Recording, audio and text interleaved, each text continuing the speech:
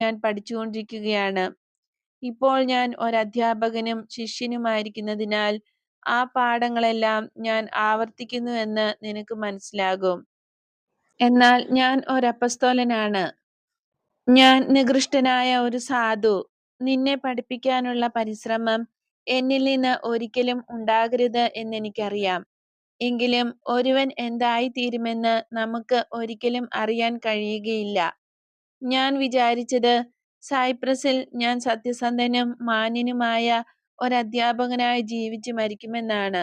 എന്നാൽ സംഭവിച്ചതോ, ഒരു കൊലപാതകിയായി ആജീവിതാന്തം തടവിൽ കിടക്കാൻ ശിക്ഷിക്കപ്പെട്ട് ഒരു കുറ്റവാളിയായി തീർന്നു.